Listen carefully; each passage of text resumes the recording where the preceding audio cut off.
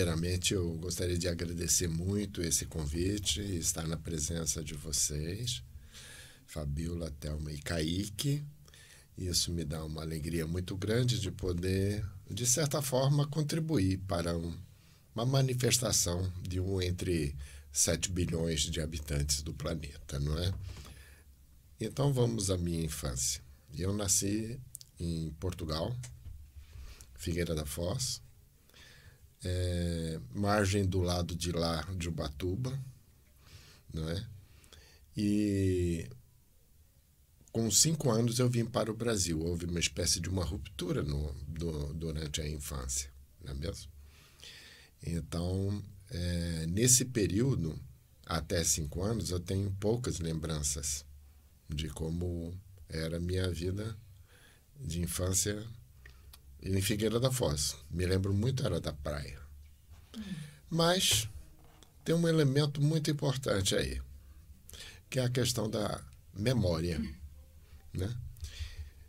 Eu tive a oportunidade de ir à Figueira da Foz, voltei lá uma vez, incógnito, e eu não queria avisar ninguém que eu estava chegando lá, porque tem alguns parentes e tal, porque eu queria justamente perceber se eu tinha alguma lembrança dessa infância, né, ali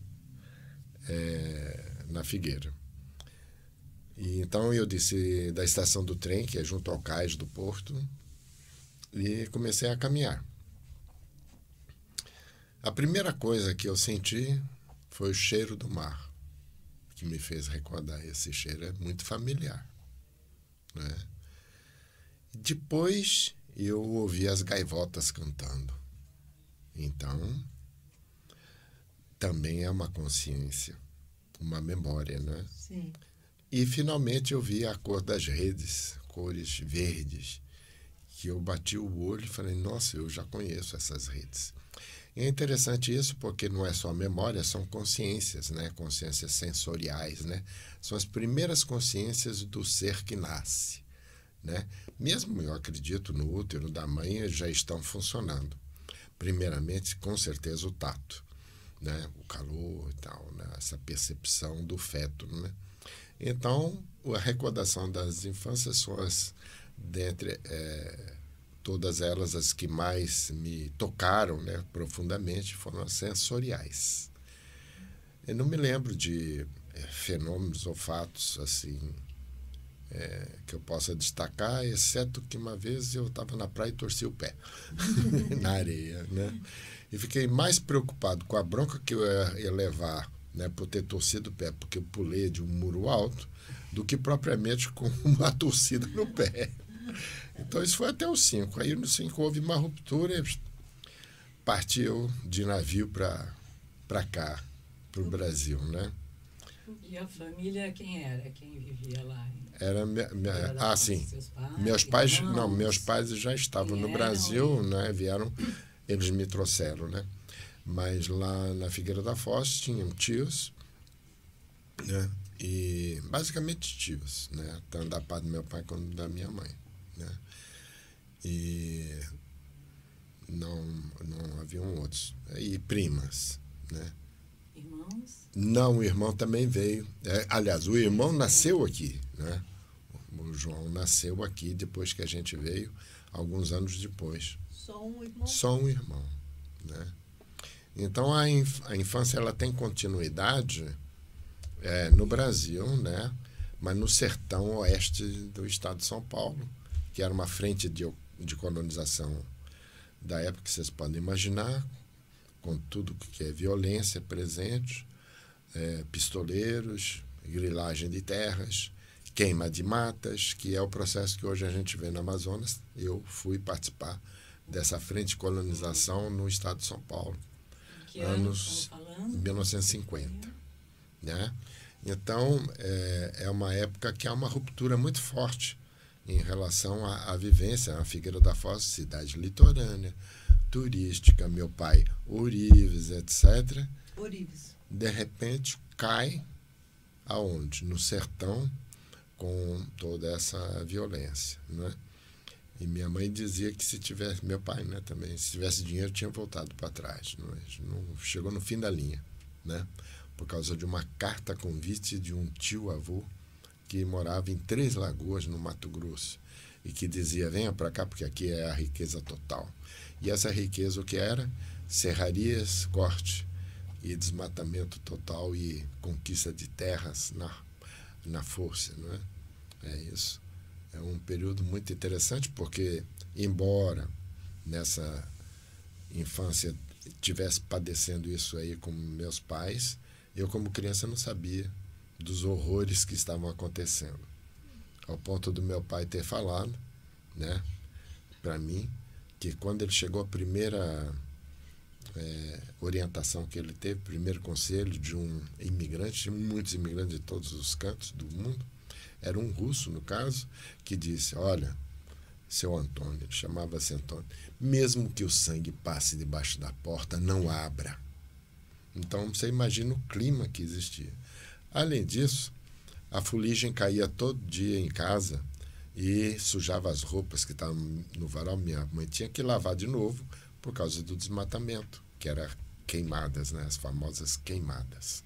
A região específica de Andradina, noroeste do estado de São Paulo, que é a estrada de ferro noroeste, Araçatuba, Lins, Promissão, Andradina, Castilho e depois atravessando o Rio Paraná, Três Lagoas, né? Então é um período muito significativo, né, na minha infância, porque ali eu saí de uma área, vamos dizer, civilizada, pavimentada, com prédios, com juntamento dos amigos do meu pai, os parentes, tudo, para cair, né, num lugar extremamente adverso, cheio de doenças.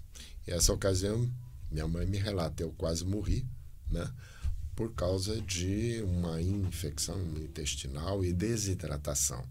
As mortes eram diárias.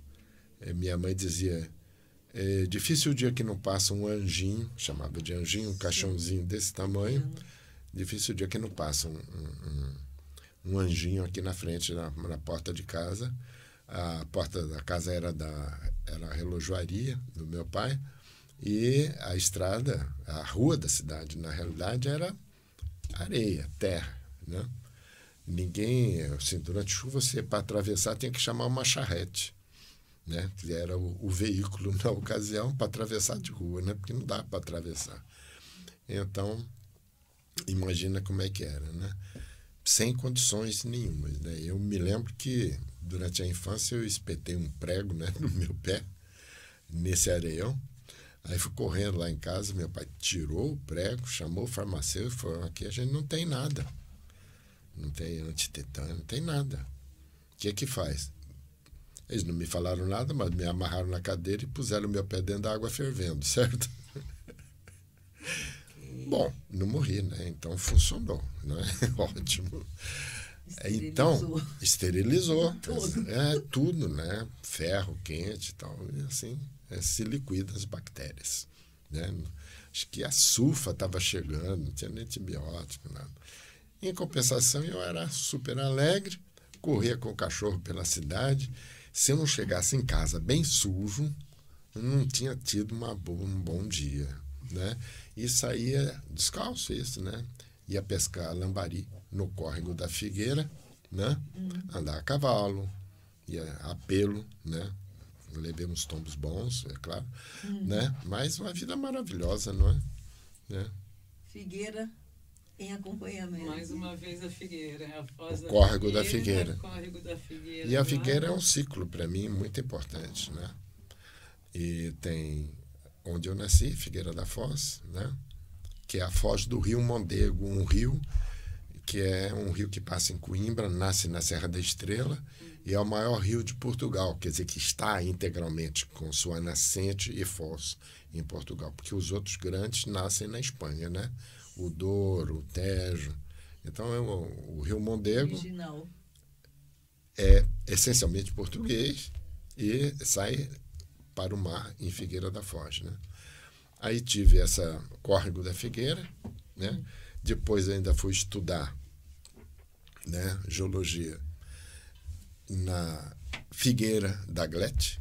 Ah, Figueira da Glete é uma árvore, uma figueira muito deslumbrante que foi tombada, né, pela prefeitura de São Paulo.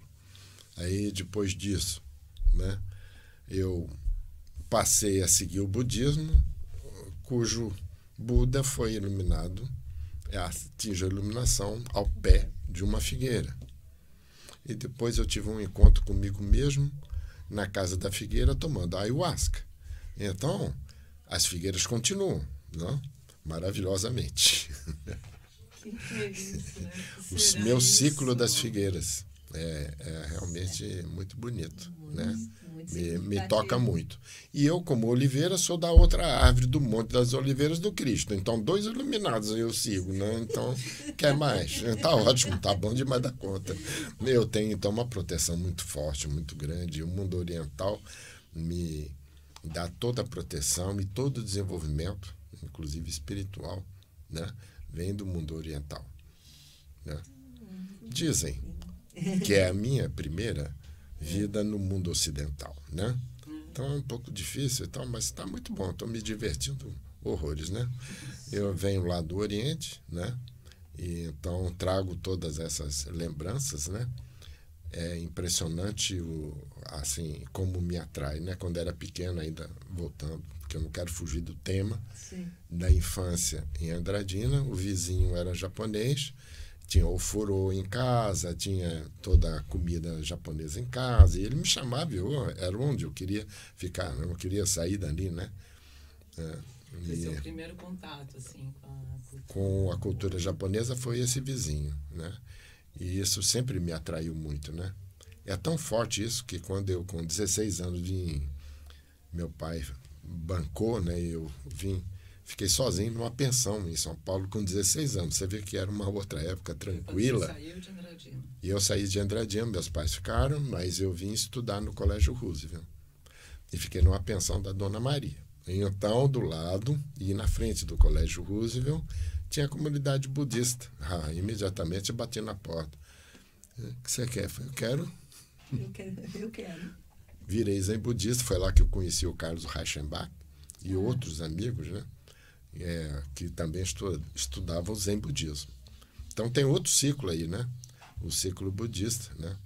Aliás, o meu ciclo espiritual, ele começa bem cedo, sabe? Ainda na minha infância, aos 10 anos de idade, né? Eu tenho uma recordação forte de sair correndo do colégio, né? Do grupo escolar Álvaro Guião, em Andradina, com os meus coleguinhas de classe jogando pedra, tirando pedra em mim, eu correndo para casa e eles gritando, ateu, ateu. Saí de uma aula de religião. Eu devo ter falado algumas coisas que eles não gostaram, não é? Sim. Posso até imaginar, mas foi minha iniciação espiritual. 10 Ateu, anos. com 10 anos. Havia aí dentro de casa uma liberdade, não é? Forte, religiosa, né? Seus pais não? Meu pai não tinha uma religião, meu tio era frontalmente contra, né, a igreja, minha mãe era a igreja batista que tinha em Portugal, né? Aqui no Brasil tem poucos hoje templos batistas, né? Mas tem. Então mas aqui ela acabou não entrosando, acabou entrosando com a luterana, interessante. E eu dizendo para mim, não, cresça primeiro, depois você escolhe.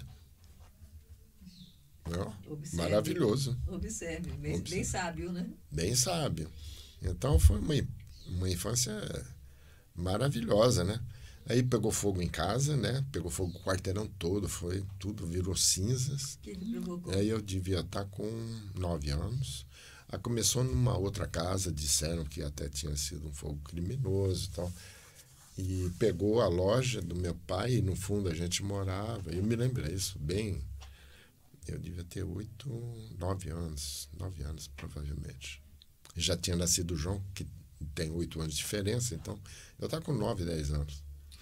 E o fogo se alastrou, né? Embora tentassem combater, não tinha recurso nenhum. Ele veio lambendo tudo, queimou a loja toda. e a casa, né? E eu entrava dentro da casa vindo chama nos caibros, né, do telhado, Sim. que não tinha fogo, né? Eu olhava para pegar as coisas que eu precisava. Eu queria onde é que estão meus patinhos, né? E eu me lembro que o último que eu tentei tirar era um assim, como é que se chama aquilo que você pendura a roupa, não é? O cabide, não é? Sim, Cabideiro com um desenho de Branca de Neve e os 7 anões, né? E eu não conseguia tirar, e o fogo lambendo, aí veio um cara, me pegou, falou assim, o que está fazendo aqui? Carregou para fora e saí de dentro da casa em chamas, né? E fui morar numa casa de uma outra família. Aliás, minha professora que alfabetizou, né? Dona Silvia. A professora Silvia Pipe Macedo. E ela, depois, muito mais anos mais tarde, ela olhava para mim assim, Tunico, chama Tunico, se não fosse eu, hoje você seria um geólogo analfabeto. Como as professoras são marcantes na nossa vida, são, né? São. E a alfabetização, assim, é o primeiro, né? Ô, Manuel, e como que é? O que você sentiu? Como é que foi isso de você ver sua casa sendo destruída pelo fogo? Uma criança de 9 anos, assim, que entendimento você tinha disso? Qual foi a tua sensação? Além de pensar, preciso salvar minhas coisas, o que mais, assim, aconteceu dentro de você nesse momento? Sim, eu percebi o desespero das pessoas, mas, de certa forma, emocionalmente, isso não me afetava. Eu entrava lá dentro para pegar tudo que eu podia da minha parte, né? E tratava-se, eu nessa idade, como uma espécie de uma aventura, e eu fui morar em outra casa, para mim estava tudo bem. Mas, né, meus pais foram para outro, e o João, meu irmão, foi com a minha mãe, e meu pai ficou em outra casa. Eram 3 casas, e houve uma solidariedade da comunidade muito forte. Eles se juntaram todos, e quando meu pai conseguiu uma casa que a gente foi para casa, sem dizer nada, fizeram uma surpresa, chegaram com um caminhão de coisas. Geladeira, fogão, móveis, armários, tudo imobiliário para a gente, e deram de presente. Esse foi um movimento maçom, da maçonaria lá da cidade, né, de Andradina. São silenciosos. Silenciosos, chegaram e deram. Minha mãe chorava de alegria e tal, não sabia como agradecer. Meu pai, a partir disso, se tornou maçom, né? E inclusive, depois, para São Paulo, continuou e virou grau 33, mais elevado. Então, é uma trajetória e tanto, não é? E vamos voltar para o Manuel estudante. Chegando aqui. Tinha escola. O seu pai chegou, se instalou com Ourives na cidade? Ele se instalou com uma loja, né, de ourivesaria, mas bem diversificada, né? Artigos de presente, e também e percebeu que não tinha ninguém que consertava relógios, ele passou a consertar, né? Aprendeu ele mesmo, desmontava e montava, acabou virando o relojoeiro da cidade, né? Tinha uma habilidade com as mãos incrível, uma sabedoria muito grande. Minucioso. Me faz lembrar até um caso semelhante aqui em Ubatuba, que é o Elemer. Elemer morava lá no Ipiranguinha, junto à cachoeira, e era o relojoeiro da cidade, o Elemer, né? Também autodidata, né? Então, meu pai montou essa casa, aos poucos foi desenvolvendo, aí apareceram os discos, né?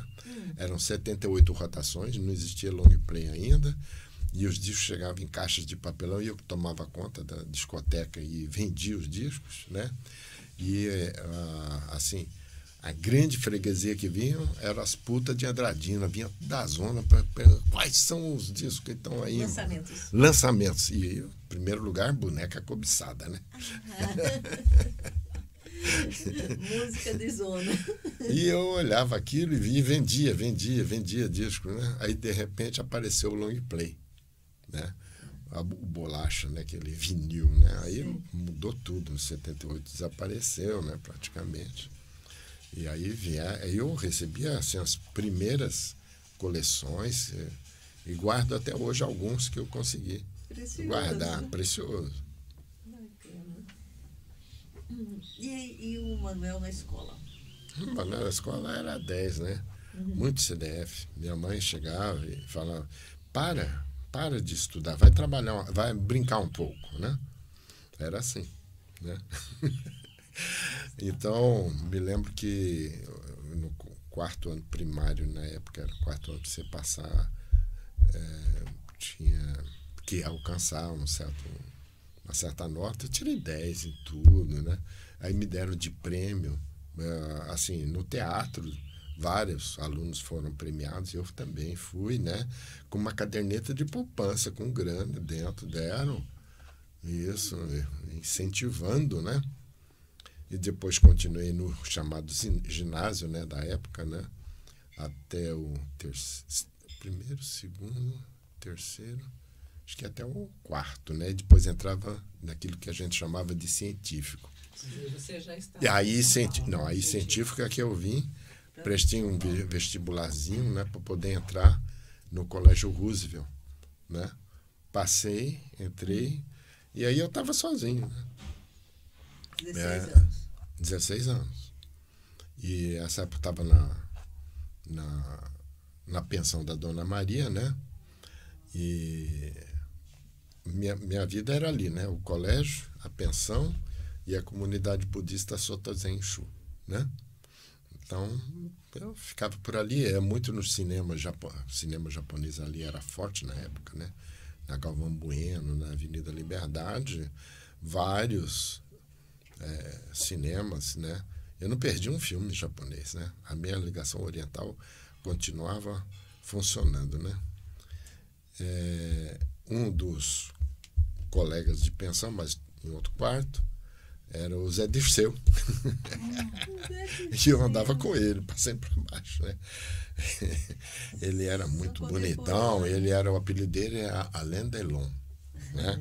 Então a meninada que estava em frente do colégio, né? Paulistano, vinha tudo. Ai, aí a gente desfilava na frente da pensão, né? Falei, nossa, quem sabe sobra alguma coisa para mim, então eu não desgrudava dele, né? Mas os do meu quarto eram um policial, né? de Jundiaí e um bancário.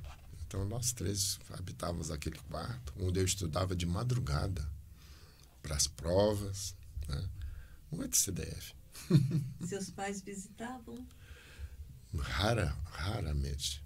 Distância? Não tinha como, né? São 700 quilômetros, né?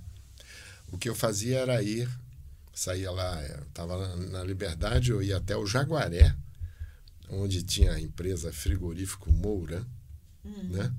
E eles tinham rádio, então eu marcava com ele, tal dia, vamos ao rádio. Então, né? Aí, como é que tá? Câmbio? Nem telefone tinha. Não tinha telefone.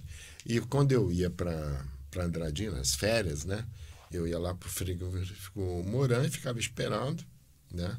A hora que aparecesse um caminhão porque trazia carne, levava sal, outros produtos. Aí eu pegava carona. Era 2, 3 dias de viagem, né? Dormindo na boleia. Um período bom.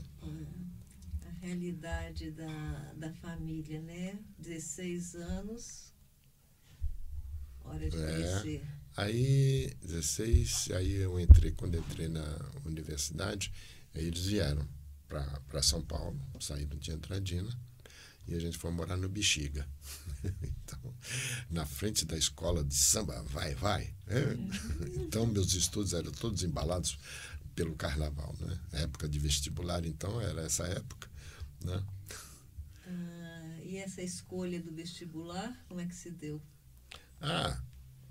Eu já tinha uma ligação forte com a natureza, né? Devido à minha chegada, saindo de Figueira da Foz e mergulhando naqueles matos, pegando fogo e córregos e cavalos, etc. E caças, né? Esqueci de dizer, quando era pequeno, meu tio, eu vou contar essa parte aí, ainda da meninice, né? Meu tio, Joaquim, que tinha fugido da PIDE de Portugal, né? Era assim, simpatizante, né, comunista, não é? É claro que a ditadura de Salazar, né, ia atrás dele, ele fugiu para o Brasil, né, mas também tinha a circunstância de que ele tinha perdido a esposa, né, então estava bem acabado. Ele veio para o Brasil e ele passava lá em casa, né? De vez em quando. Ele era um caixeiro viajante, né? Ele vendia joias, né?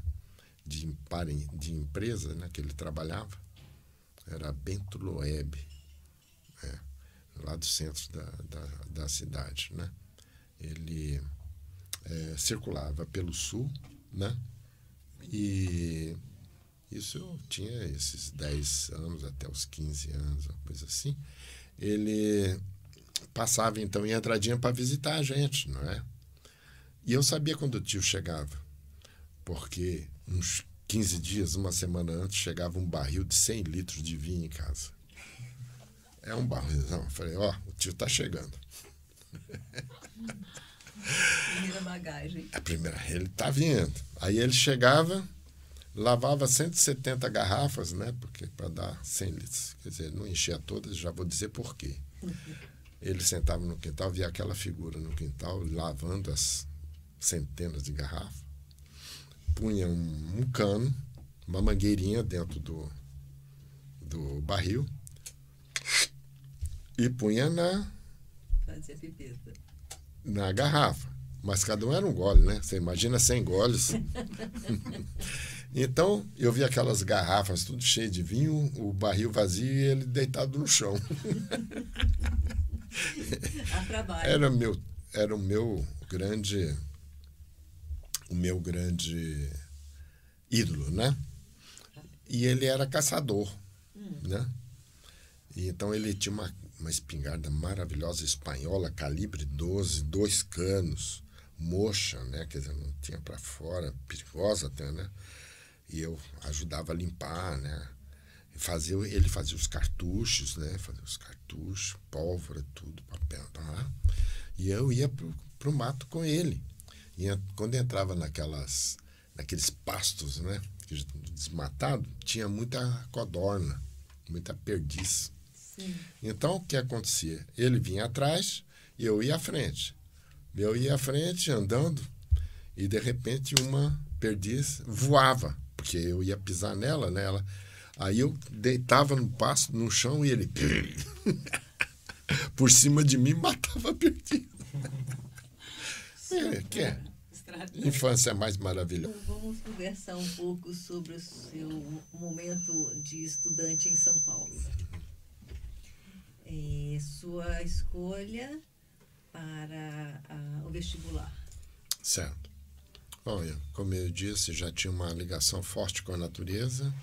Tinha tido um professor de geografia que me indicou até um livro sobre as maravilhas da Terra, geológicas, e meu pai até me comprou esse livro, então estava assim, na minha cabecinha, essa ligação forte com a natureza, né?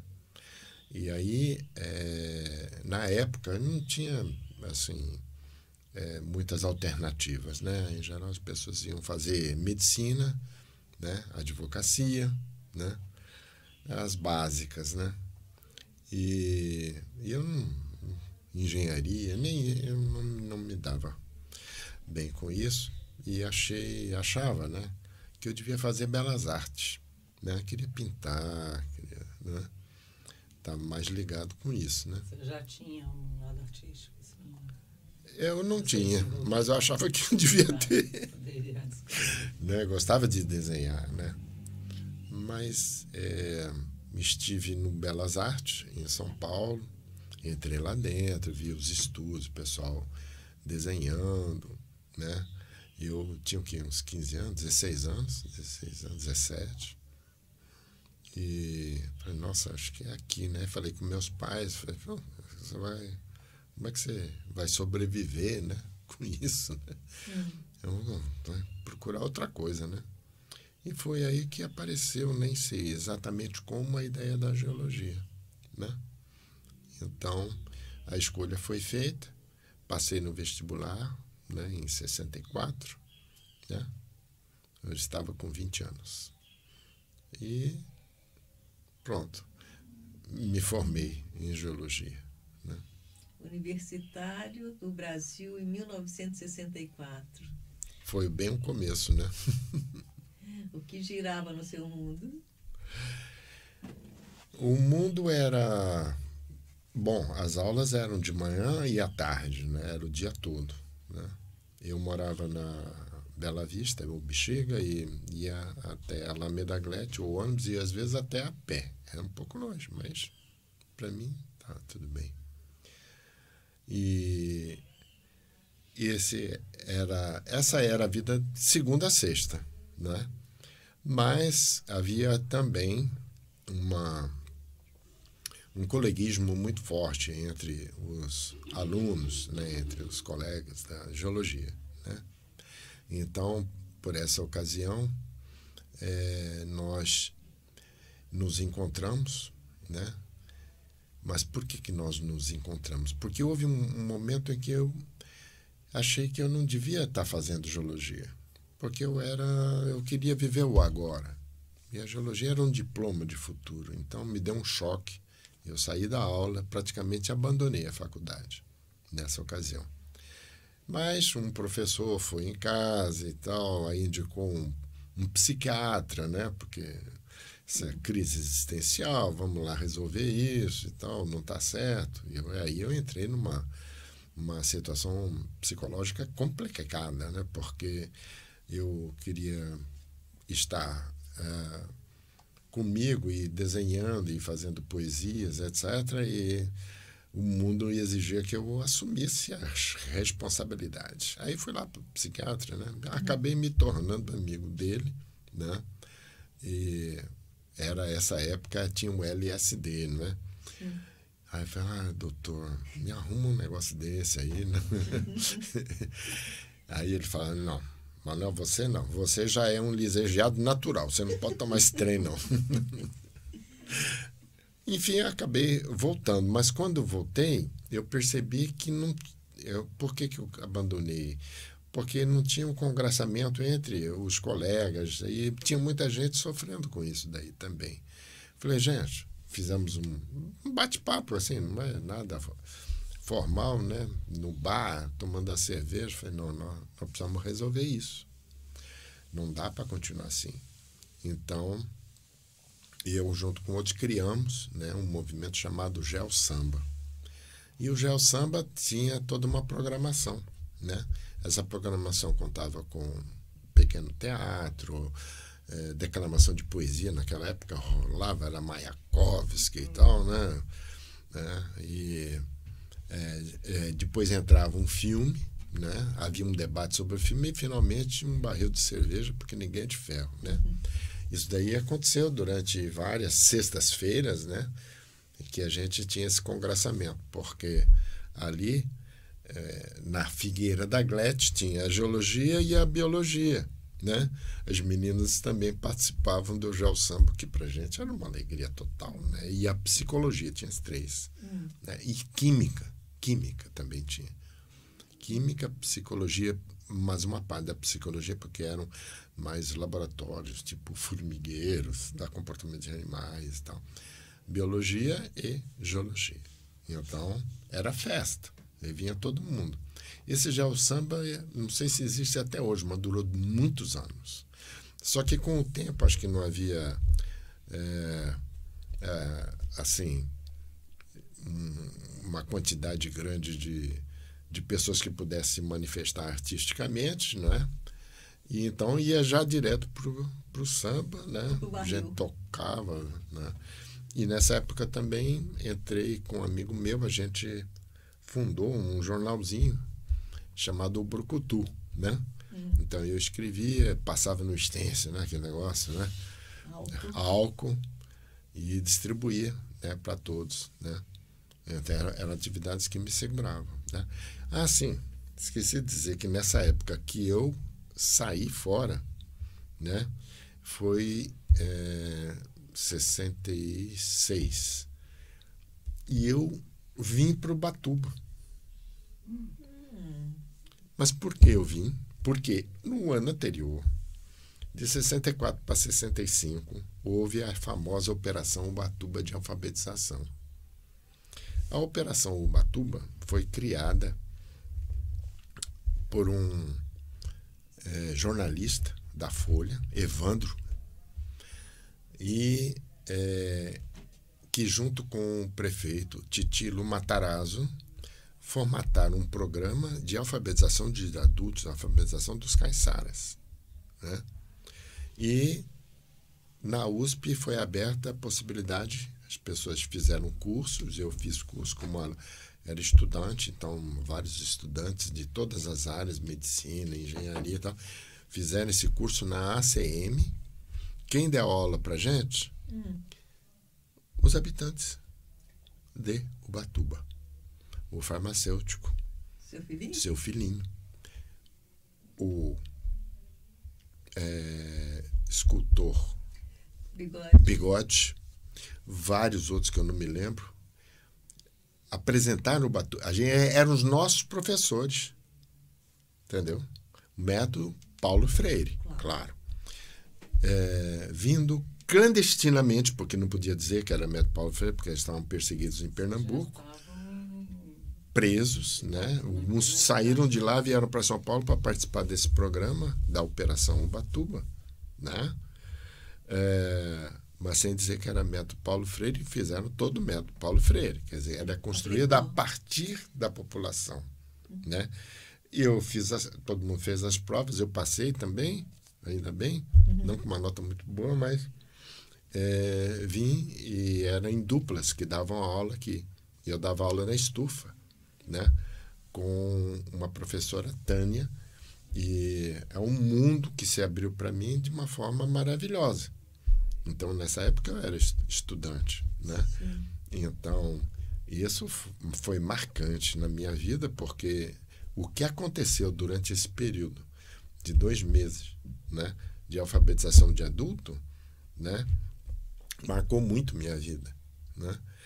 E eu percebi que bastava uma vontade política para realizar a alfabetização da população do Brasil toda em poucos meses, seguramente. Mas por que não fizeram até hoje? Decisão política, né?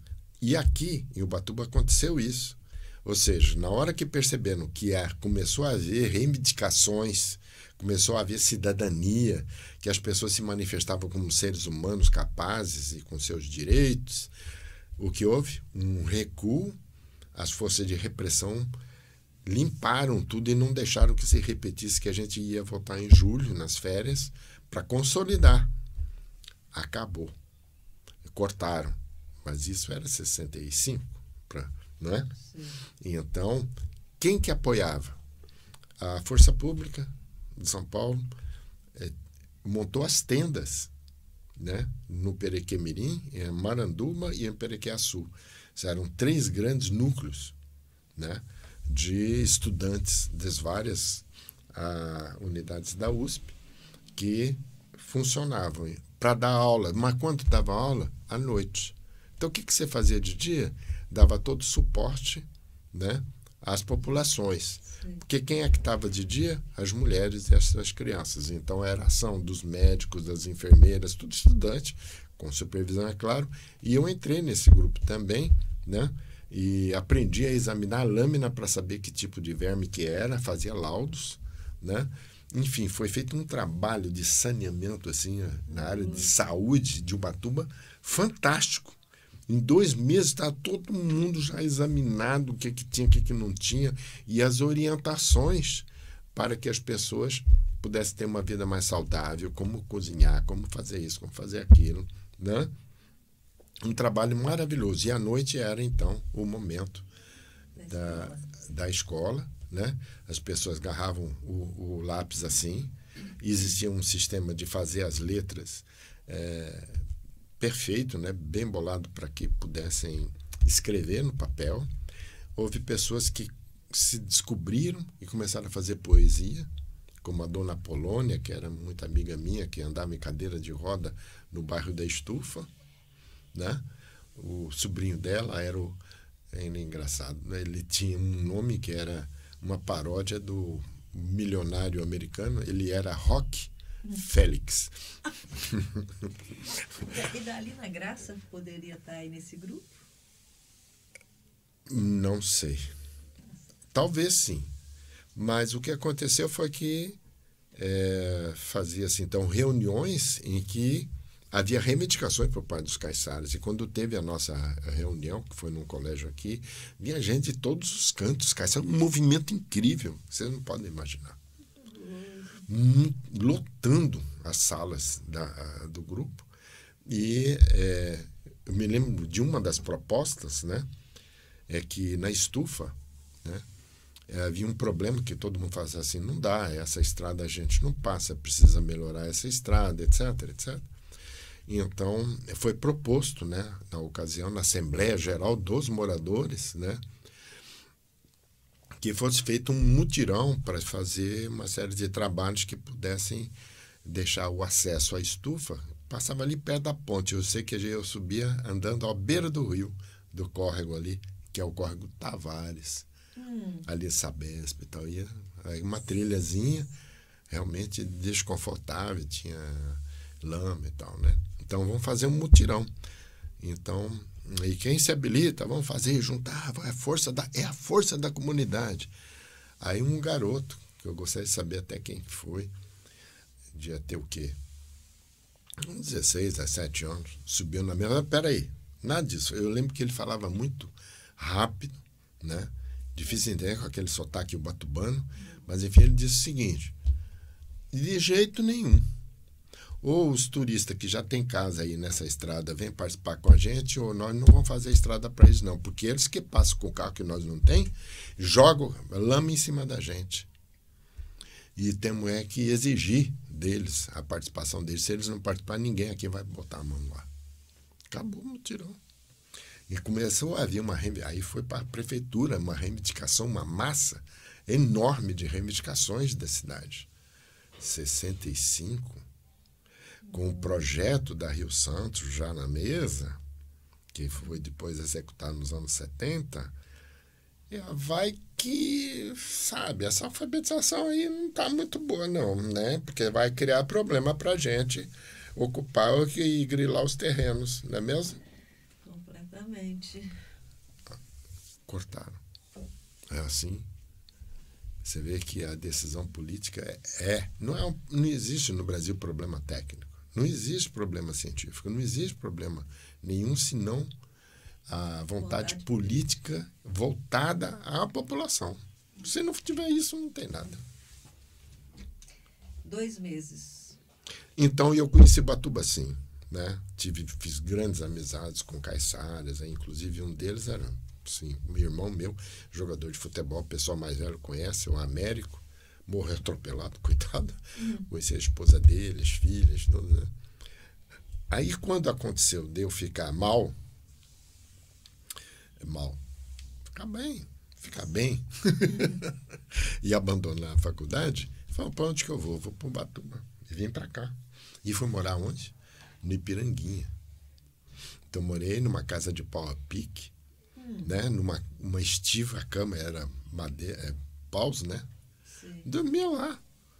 Eu me lembro que eu levantava de manhã, mergulhava no rio, ali, voltava, botava lenha no fogão a lenha para fazer café e tudo mais.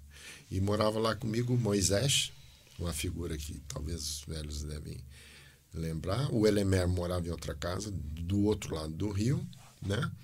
E esse Moisés era um autodidata, assim, formidável. Falava alemão, francês, inglês, estudava e morria de rir de tudo, e a vida maravilhosa, daquele jeito dele, né? Era um professor de São Paulo que veio com os alunos para Ubatuba, né? E se apaixonou, né? E ele falou para os alunos, vocês voltando lá, vai lá em casa, fala com a minha esposa que eu não vou voltar mais não, vou ficar aqui. Ele ficou com a roupa do corpo, o relógio que ele trocou por uma bicicleta, e aí ficou dando aula aqui de casa em casa e conseguiu ir virando. E esse cara era um filósofo, né? Eu discutia muito com ele, né? O nome dele mesmo? Moisés. Mas não sei nem o sobrenome dele.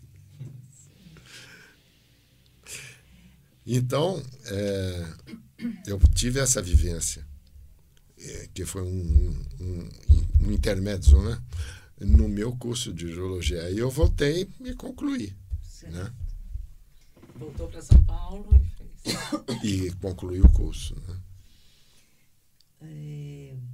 E esse lado do Manuel e suas ligações afetivas, nesse período você já tinha se casado? Não tinha, né? Demorou bastante, né? Porque eu fui trabalhar no IPT, né? Aqui em Ubatuba eu conheci a minha primeira esposa, não é? Mas não tinha assim, ainda não tinha uma ligação muito forte. Aí em São Paulo comecei a ter, né? Durante até a universidade. E, aliás, ela era filha de uma senhora maravilhosa, Luísa, que fez uma casa na Praia Vermelha, né? E por também estar muito ligada ao Ubatuba, né? E a Isa, maravilhosa, né? Eu tive com ela nesse período da escola, continuei me encontrando e tal, às vezes não estava, passava um tempo, aí encontrava de novo, etc. Né? Mas depois a gente começou a ficar mais tempo junto, e quando eu estava trabalhando no IPT, né? Surgiu uma oportunidade de uma bolsa de estudos para a França, né? E eu falei, não, você tem que ir comigo, né? E verifiquei que a bolsa de estudo, né, era mais elevada se eu... que eu vou contar pessoas, mas eu tenho que casar, né? Para que a bolsa dobre, não é mesmo? Falei, Isa, não tem outro jeito, vamos ter que casar mesmo, né? Aí casamos e fomos para Paris. Moramos lá 1 ano, né? Nesse período nasceu lá a primeira filha, Gabriela, né? E a gente andou muito por ali, em função do meu trabalho, mas a gente ia ver barragens aonde? Nos Alpes, né? Depois na Espanha, e depois andei pelo Marrocos, né? Foi muito bonito isso, né? Aí depois os filhos vieram vindo, né? Sim. Então, Quantos filhos? 3, né? 3 filhos, que foi a Gabriela, depois o Mariano, depois... Como a gente estava falando, Manuel, eu queria saber de você como feche na linha do tempo, por volta dos seus 20 anos, onde você estava e esse prosseguimento aí da sua vida. Aos meus 20 anos, nós estamos então em 1964, que é uma data muito marcante, não é mesmo? Para todos. Né? E eu estava entrando na universidade, na USP, né? Na faculdade, na época chamava Faculdade de Geologia, né? Então, nessa época, eu tinha escolhido geologia, né? E fiz o vestibular, passei, né? E iniciei, então, aos meus 20 anos, o curso. E a sequência desse curso? Na sequência, eu tive aulas, né, com professores que eram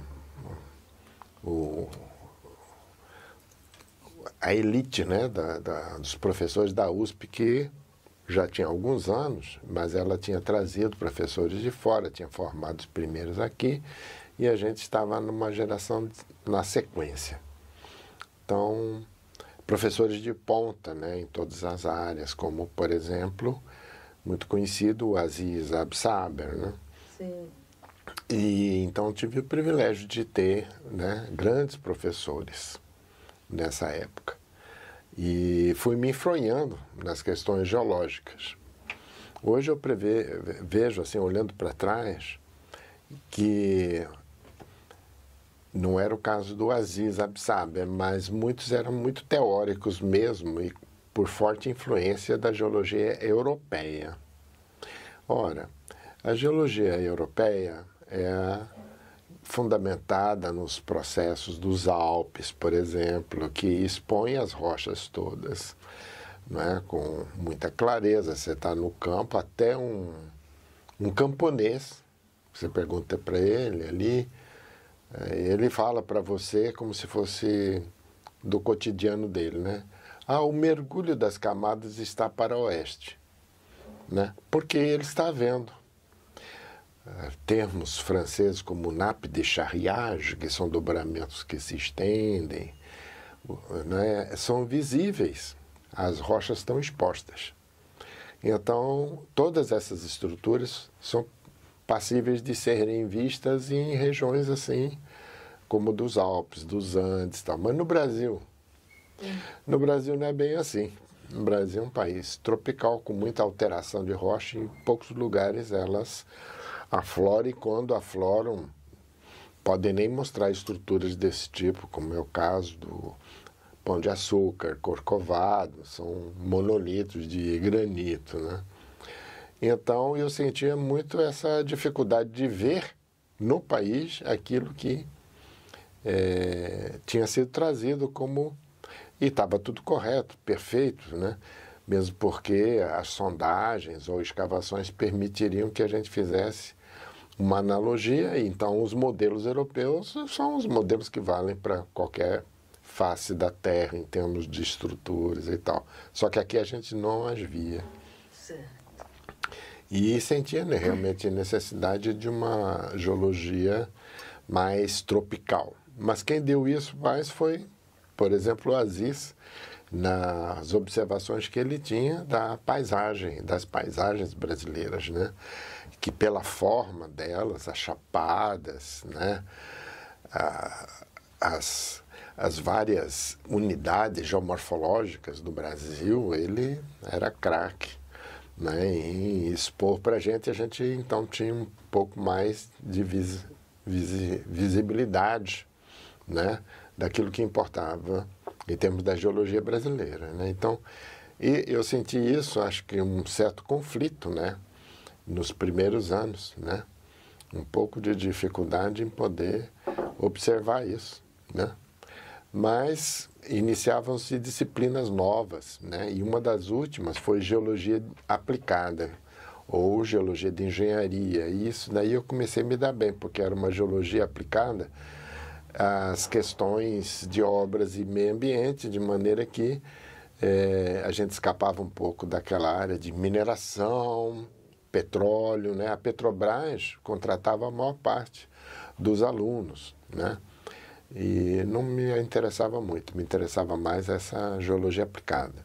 Então, acho que esses dois aspectos me acabaram me levando nessa direção dessa especialização em geologia de engenharia, meio ambiente e obras, né?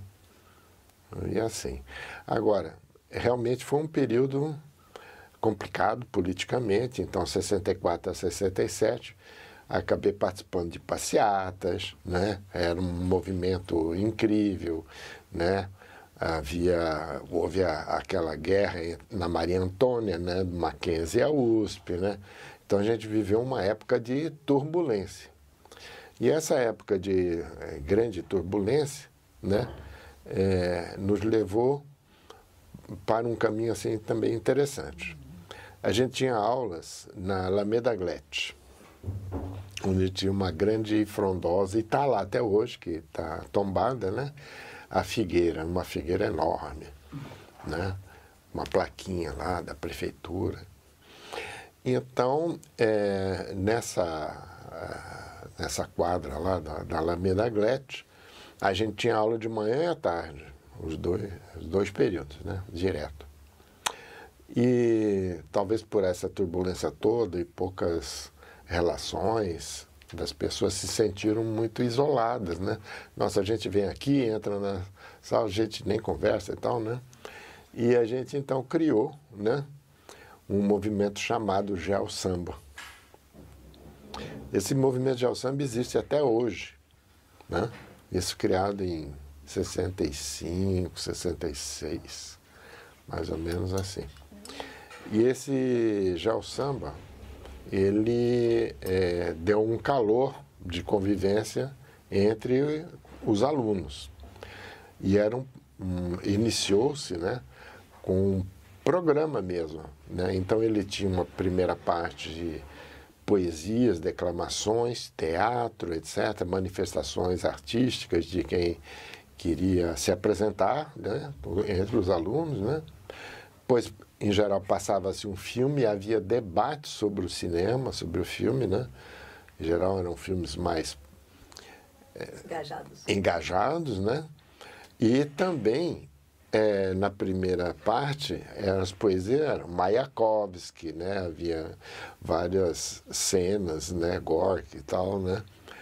E depois de toda essa série, tinha um programa, né?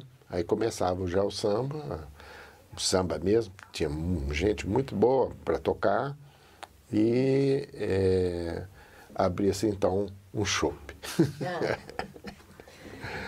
E como que era, e como funcionava já o samba no meio da repressão policial, da ditadura? Como que era? Era permitido? Era meio clandestino? Como que era?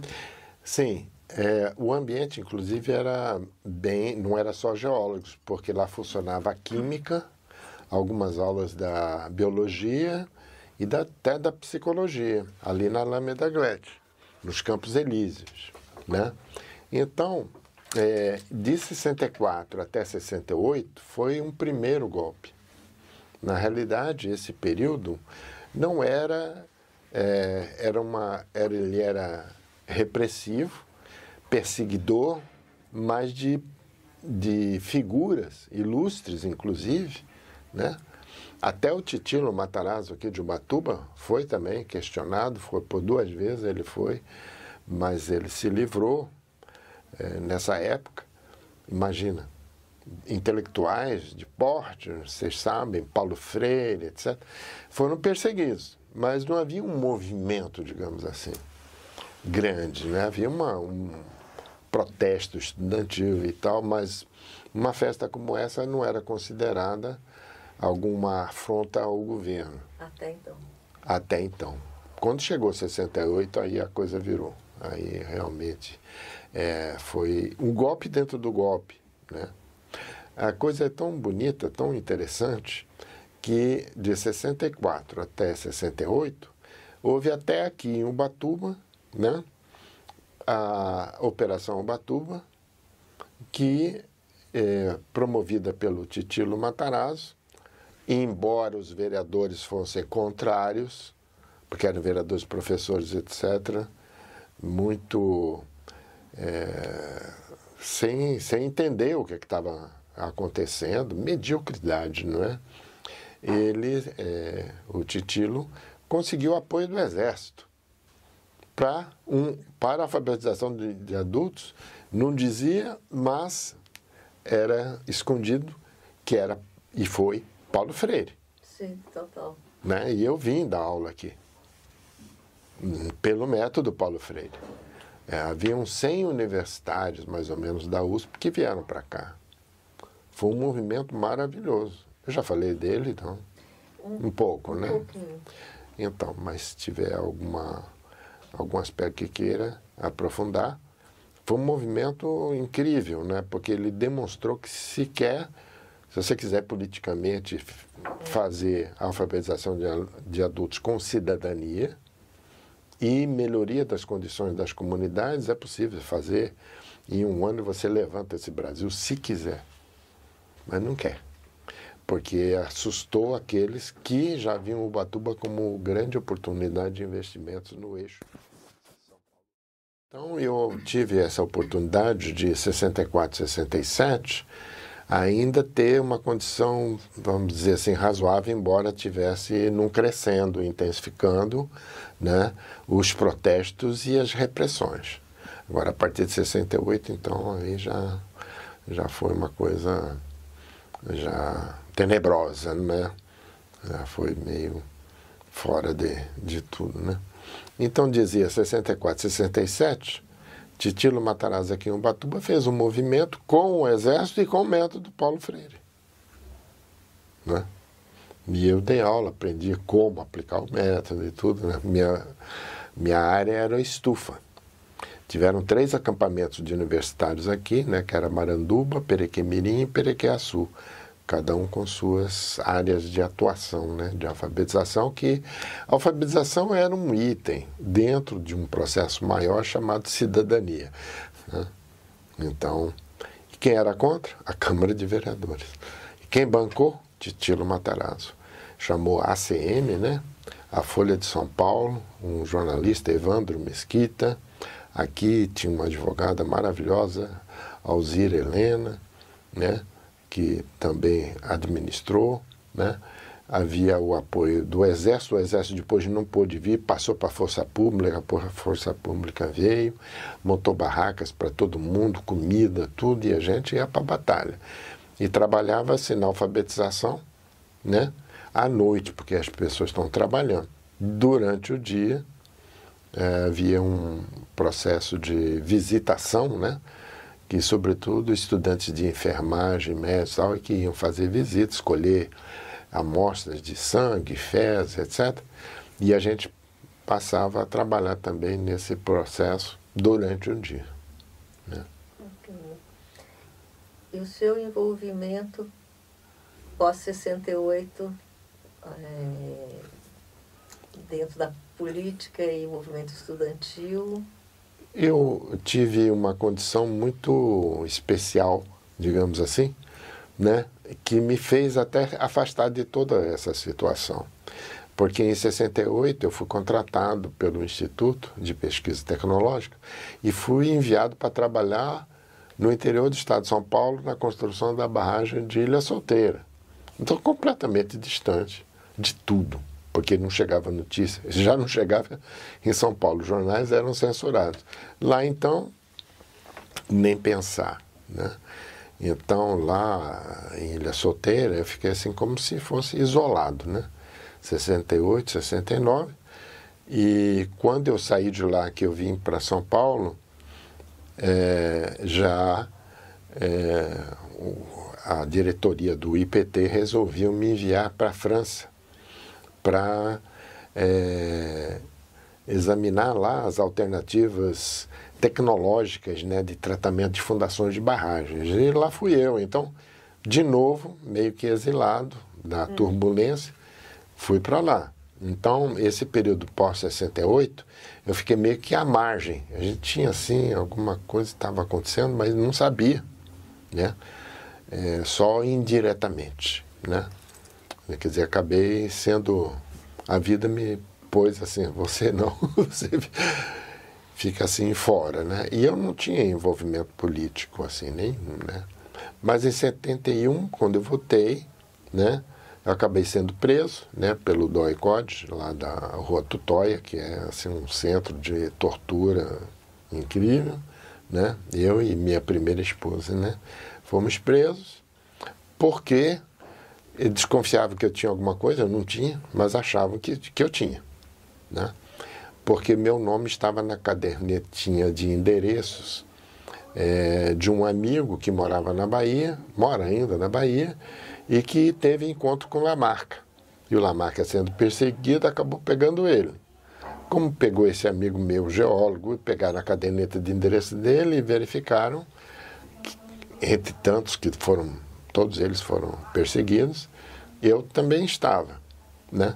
E aí, para complicar, eu morava vizinho do José Maria Arbex, que já faleceu há muitos anos, mas era um indivíduo que no grupo dos economistas era bastante à esquerda, né? Então também era avisado.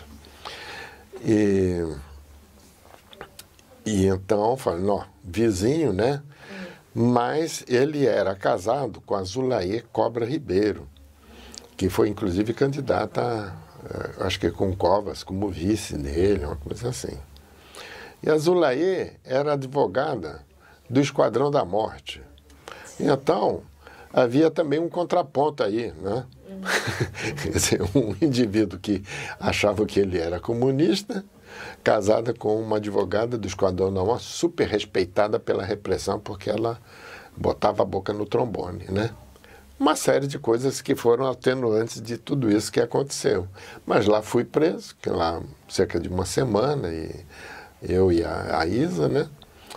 Tortura não houve física, né? Só psicológica e tal, e você não sabe onde você está, qual é o teu... Se está de dia, se está de noite, chamado sempre para interrogatório, aquele negócio todo, né? Mas eu via muita gente gritando lá. Era uma barra bem pesada. Só que nessa época eu era secretário-geral da Associação Nacional de Geologia e de Engenharia, era considerado um pesquisador pelo superintendente do IPT, etc. E os conhecimentos que existiam, acho que seguraram, né, bastante, né? Mas, graças, então, ao DOPS, né, o DOI-CODE, né, eu acabei indo para o Partido Comunista. Eles me fizeram a cabeça, a repressão. Porque, eu falei, se está injusto, se eu não estou devendo nada, ainda me fazem isso, certo são os outros. E eu vou para lá. Aí bati na porta. Eu quero... agora eles podem ter até razão, né, se quiserem, né, de me pegar. Mas agora eu faço parte. Então, é interessante, né? Porque foi uma catequese da repressão, que você começa a ver, a analisar a balança das coisas, o jogo, né? E foi maravilhoso, né? Porque a gente fez muitas atividades, porque ao contrário que as pessoas normalmente pensam, que o Partido Comunista, né, executava, ele era contra a luta armada. O PCB, o Partido Comunista, era por uma saída democrática. Mas as forças de repressão não queriam saber. Para mim, vocês todos são iguais, pensavam assim, e reprimia todos, né? Então, nesse período, a gente desenvolveu coisas fantásticas, né? Por exemplo, dentro do IPT, foi a segunda greve no período repressivo, foi a nossa. Nós fizemos uma greve maravilhosa de aumentar o salário dos pesquisadores. Segundo, nós pusemos o IPT de portas abertas ao público para ver as pesquisas que estávamos fazendo. Havia excursões, né? Levar a sociedade para dentro do IPT. Terceiro, formamos, né, uma ideologia, digamos assim, de soberania brasileira em termos de independência tecnológica. E para fazer, nós tínhamos um centro de debates tecnológicos em que a gente envolveu o IPT como um todo, as suas diversas áreas, para que a gente fosse o melhor. E por quê? Porque, sendo assim, já visado como vermelho comunista ou de esquerda, qualquer coisa que fale, a gente tinha que ser o melhor, né? Porque sendo o melhor e sendo reconhecido, né, no meio técnico, era mais difícil botar a mão na gente. E isso deu um incentivo à geologia de engenharia no Brasil fantástica. Nós nos tornamos ponta tecnológica no mundo inteiro reconhecidos. Nós fomos vanguarda desse desenvolvimento no Brasil. Então devemos muito a essa repressão. Incrível como, né, você, para se contrapor, você é levado a ser o melhor, para que ninguém bote a mão em você, fazer uma revolução por dentro da instituição para que ela saiba o que ela está fazendo, e que é muito importante para o Brasil, e valorizar, né, os empregados. Os empregados, o que eles queriam? São metalurgia, na química, na engenharia mecânica, são operários, e então o que eles precisam? De um bom salário, se dedicar à pesquisa e ter uma condição boa de vida. O que a gente fez? Formou a primeira associação do IPT, a associação ACIPT, a associação Somos IPT, né? Funcionários do IPT. E eu que fiz os estatutos, né, dessa associação. né? E foi com base no estatuto, acho que ninguém sabe, porque eu rodei assim, a Associação dos Funcionários do Hospital das Clínicas, fui visitar vários e olhava aqueles textos enormes, de estatutos confusos, muita letrinha. Falei, não, tem que simplificar isso. Aí fomos lá para... Eu peguei na BGE, na Associação Brasileira de Geologia e Engenharia, o formato mais simples, que era bem objetivo, técnico e tal, só que eu transformei tudo isso, né, para os funcionários, né, bem entendido e tudo. E aí, o que a gente fazia? Melhorar as condições salariais, lutar por salários, mas também trazer produtos que eles pudessem comprar com baixo custo. Então, por exemplo, havia, acho que era às quartas-feiras, chegava um caminhão de ovos. Mas, assim, preço da dúzia era metade, né? Fazia fila, todos os funcionários iam comprar ovo. E era a associação que promovia. O pessoal mais radical, né? Inclusive do PT, né? Eram os maiores adversários, porque achavam que a gente era o pelego, porque estava fornecendo e não deixando eles lutarem, né, por melhores salários, trazer ovo. Nós viramos muito aquele PT com essas ações, né, festa junina e tal, mas isso é coisa de pelego, a gente precisa ser radical, precisa ir para as cabeças, porque esse pessoal do PT estava no começo e chegando, né?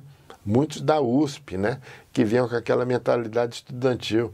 O cara não era casado, não tinha filho, não tinha que responder por nada, não é? Mas você tinha o metalúrgico, tinha o cara da engenharia mecânica, etc. E tem família e tudo mais, né? Com isso, cresceu, né? E na hora de reivindicações, essas pessoas eram muito fortes porque eram muito agradecidas e participavam com força. Você vê como é que a história é interessante isso. Isso já estamos falando por volta de 82. Isso, já a década de 80, porque... Sua história. Isso, então eu tenho... Não, também tem a... Vamos aproveitar a pausa. Que interessante. Muito, dá vontade de bater papo. Depois vamos tomar cerveja, depois pra gente poder falar também. Já tô gravando essa cervejinha. Agora tem uma boa. Então, eu queria dizer o seguinte, que essas contradições, né, a vida nos traz.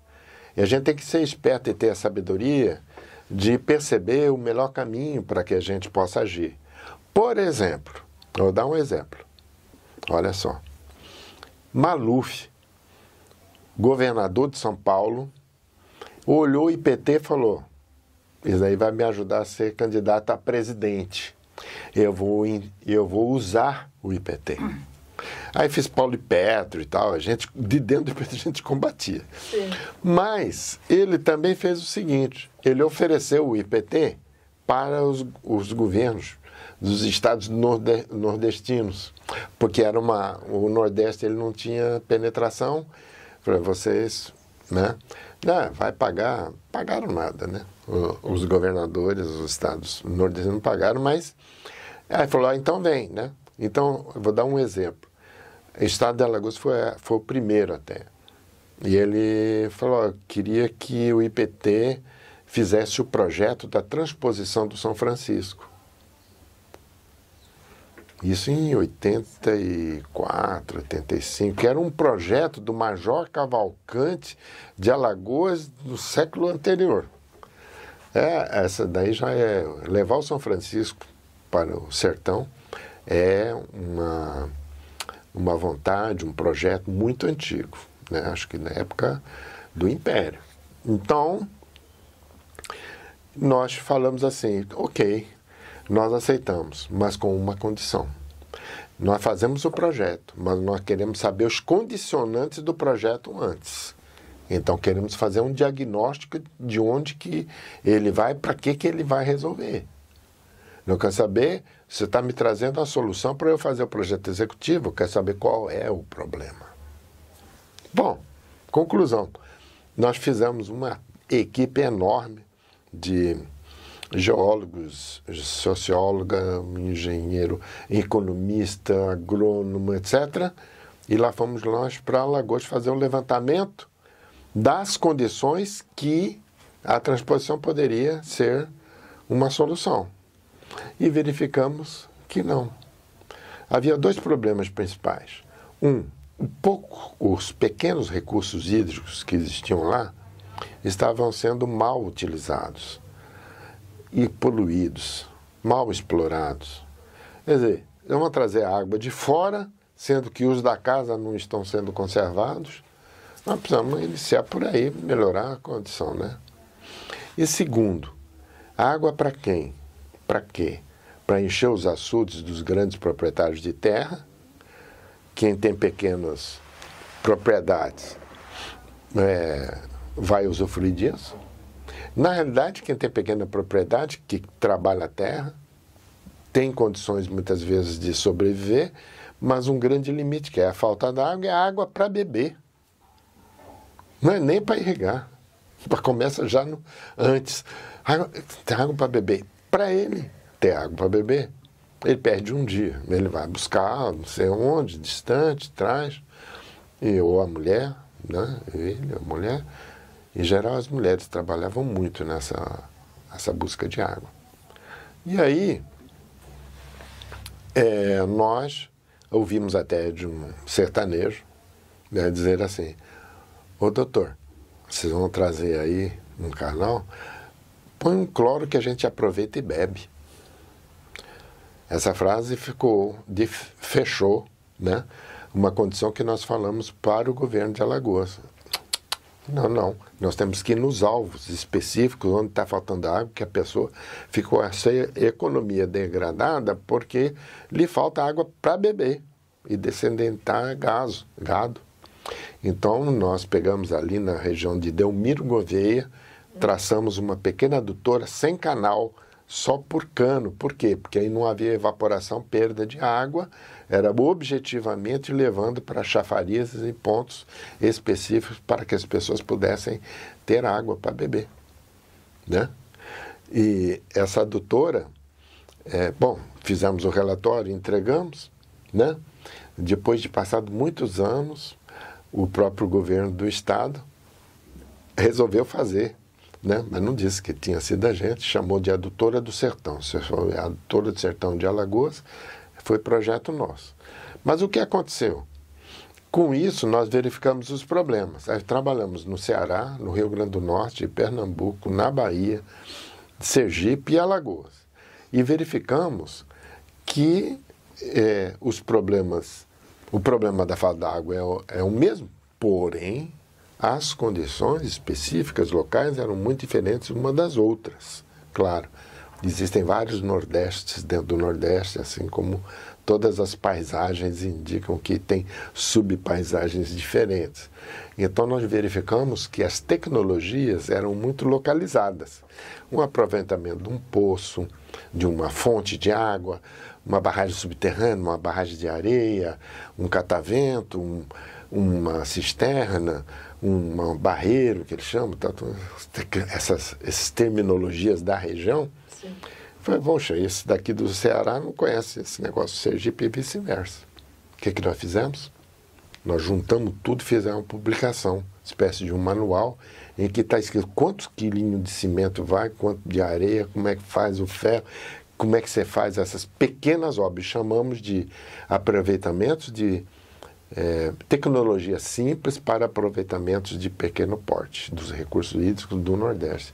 E ganhou um prêmio na Organização Pan-Americana de Saúde, BNH, CNPq. A gente recebeu um prêmio por essa publicação. Graças a quem? Maluf. E não era isso que ele queria, né? Mas ele queria ser presidente. Então, a repressão veio e me tornou comunista, o Maluf veio e me deu um prêmio da Organização Pan-Americana da Saúde. As forças negativas e as forças positivas, elas têm várias faces. E não é porque você tem sabedoria possa escolher, mas de repente você está fazendo uma coisa que é muito boa, dentro de uma condição muito ruim, ou que você poderia até reclamar. Há que saber aproveitar, né? Então, os anos 60 foi muito disso. E como ele era assim, um momento de construção de barragens, estradas. Então, o Brasil fervia um pouco nessa história de obras, né? Nesse meio da ditadura, né? O processo desenvolvimentista, né? Não vou nem entrar no mérito de quanta grana se voou aí, né? Mas, quanto a FMI teve que prestar. Mas todo esse processo fez com que a gente criasse, né, no Brasil, então, um centro de excelência de geologia e engenharia. Pra você ter ideia, há 2 parâmetros. Nós tínhamos, eu chefiava 80 pessoas, sendo 40 geólogos e 40 técnicos de nível médio. Participamos da criação da Associação Brasileira de Geologia e Engenharia, que antes era a Associação Paulista de Geologia Aplicada, a primeira que a gente fez. Então, nós, geólogos, contratamos uma socióloga, um economista, um agrônomo. O IPT, a diretora falou assim, mas como? Vocês são um centro de geólogos, porque nós queremos a tecnologia mais adequada para a região onde a gente está trabalhando. Né? Nós queremos ser, não podemos levar uma tecnologia descolada das condições locais. E aí, era um momento muito interessante, porque no mundo todo também estava acontecendo, que era a chamada tecnologia endógena, tecnologia simples. Schumacher fez um livro sobre The Small is Beautiful, etc. Né? Naquela época, estava todo mundo procurando as tecnologias adequadas, né, para os países em desenvolvimento, para que eles pudessem ajustar. Né? E a gente escreveu, né? Eu comandei um processo de elaboração de uma estratégia do agrupamento lá dentro do IPT de Geologia Aplicada, em que a gente tinha os parâmetros para julgar se os nossos trabalhos estavam bem conduzidos. A pedra de toque chamada ganho tecnológico. Então o DR chegava para a gente e falava assim, eu preciso que vocês façam um projeto de um traçado de estrada vicinal na região de Ribeirão Preto. A gente faz, mas com uma condição, que a gente, a partir desse estudo, nós possamos fazer, e vocês vão pagar, uma carta geotécnica da região para que, quando vocês precisarem fazer outra estrada, já tem tudo delimitado quais são as vocações dos terrenos, suas limitações, seus potenciais. Então, a gente explodia, digamos, uma demanda específica para uma fisiografia regional, para uma condição brasileira. Então, era 2 coisas. Uma, a condição tropical, e 2, a condição social e econômica. Nós temos que levar em conta. Uma possibilidade dos recursos locais naturais e das populações locais, né, para valorizar. Né? Não ia chegar com uma tecnologia alienígena. Não é? Então, isso deu uma força muito grande. O IPT cresceu muito. O IPT, mas ele não era privado, ele não é. Público. Ele é público, acho que depois até tentaram, não era privado. É verdade, ele era uma autarquia, mas sempre vivendo um jogo difícil, que era da dotação orçamentária do Estado, quer dizer, o Estado bancava o seu funcionamento, mas começaram a exigir que ele também tivesse receita própria. E, conforme esse jogo de forças, se a receita própria era maior e a gente ficava mais tranquilo em termos de caixa ou de recursos financeiros nossos, a gente perdia tecnologicamente, porque investir em tecnologia tem que ser meio ou total fundo perdido, né? Porque são desafios que a gente tem para alcançar, né, tecnologias que não estão ainda sendo utilizadas, né? Então a gente tinha que lutar por isso. Mas os governos que se sucederam, todos eles foram na direção de reduzir a dotação, cortar os investimentos para que o IPT e outras instituições fossem autossuficientes, né? Eu queria ainda, assim, como um outro aspecto, além de um grupo tão grande, né, como esse, multidisciplinar, né, que mostra o quanto que estava animado, né, um outro aspecto que mostra, assim, o avanço que a gente teve é que a área de geologia e engenharia que apareceu no mundo todo, o primeiro congresso foi em Paris, em 1970. O segundo foi em São Paulo. Quer dizer, mostrando a força que São Paulo o Brasil já tinha, né, ao ponto de sediar um congresso internacional, né? Esse é um ponto. E outra coisa, assim, que acho, agora pensando em termos de como houve tanto sucesso, é porque investiam na gente, né? Seja por essa via, mas tem uma outra via que é maravilhosa, que agora se perdeu, que era o caso da CESP. A CESP construía barragens e tinha o projetista, que era a TEMAI, né? E tinha problemas de desenvolvimento tecnológico, o IPT estava presente. Então, essa triangulação entre o dono da obra, né, o comando da obra, o projetista e um centro de pesquisa é maravilhoso, porque o centro de pesquisa desenvolve tecnologias que eles se apropriam, né, para desenvolver as melhores alternativas, né? E então, de certa forma, a CESP era do Estado. Então, a CESP investia em pesquisa do Instituto de Pesquisa que era do Estado. E isso criava, né, uma sinergia maravilhosa em termos de desenvolvimento tecnológico do país. A gente chegou a pensar que toda obra civil no Brasil deveria ter um instituto, uma universidade, um centro de pesquisa junto. Vai fazer uma obra, qual é o centro de pesquisa que vai acompanhar? Só que ninguém está muito interessado nisso. E as empresas privadas também não gostavam muito, porque, de certa forma, havia uma certa sobreposição entre a iniciativa privada e a gente cuidava de não haver, né, porque nós não queríamos competir com a iniciativa privada, mas uma pequena superposição em que eles achavam que eles poderiam fazer muita coisa do que a gente fazia.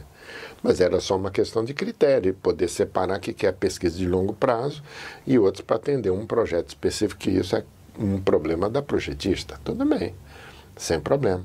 Esse descortinar, esse modelo de desenvolvimento, eu já acabei fazendo dois, né? Um, a Operação Ubatuba de Alfabetização, que era um projeto para o Brasil, né?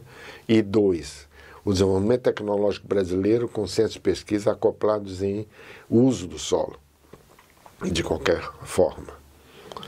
Teria sido, né? O Brasil está adiando o futuro desse jeito, né? Sem entender que há um caminho muito frutífero por aí, né? Então, a pressão era tão forte que não só não havia interesse do governo em apostar nesse trio, nessa conjunção, como pior, né? Tirava a dotação orçamentária do IPT e se vira, seja autossuficiente, venda projetos para fazer com que os pesquisadores, entre aspas, caíssem na real. Papo mole para boi dormir, né? Essa a forma como colocava, né? Para que o pesquisador não se afastasse da realidade. Não estava, passando uma questão de estratégia, de planejamento, enfim, sem problema nenhum, né? Então, como não há mais esse tipo de esforço, né, nessa direção, a gente acaba perdendo muita coisa, né? Deixa eu ver que eu ia falar mais alguma coisa. Enfim, o Centro de Pesquisas do IPT se desenvolveu extraordinariamente, porque, como era muito novo, tudo que a gente fazia era inovador, né? A gente ia sempre buscar geologia e engenharia, para barragens já temos, para estradas temos. E para saneamento básico tem alguma coisa? E para túneis? E para mineração? E para dutos? E para disposição de resíduos? O que é geologia? E fomos abrindo um leque de projetos internos do IPT, né, para abrir, né, fronteiras, né? É um período muito gratificante, né? Maravilha ter vivido isso na prática, né? Na prática. E que saiu muitos feras lá do Saíram PT, né? muitos. Muita gente. Essa formação também, isso é um ponto importante, que as pessoas trabalham lá como pesquisadores, ganham muito conhecimento, muita habilidade, e vão para a iniciativa privada, e tudo bem, né? Não há que questionar. E, enfim, é um patrimônio brasileiro de tecnologia. E como foi a chegada de Manuel em Ubatuba? Que momento da vida se deu descer essa serra para se fixar? Lugar, houveram várias chegadas, na realidade, né? A primeira chegada foi devido à Operação Ubatuba. Então, no processo de alfabetização, eu conheci uma Ubatuba maravilhosa, né? Em que a gente andava mais por picada do que por estradas, né? E para chegar no Tenório era uma picada também, no meio do mato. Não tinha rua. Tinha uma que saía meio que paralela à praia e subia um pouquinho e ia para a Praia Vermelha. Essa é bem antiga. Mas para entrar na praia do Tenório não tinha estrada, rua, então era picada mesmo.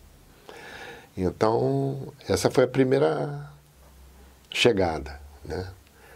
Depois disso, a gente continuou vindo, né? Meus pais também se encantaram, acabaram comprando uma casinha na Praia do Tenório, ali na entrada, num condomínio, né?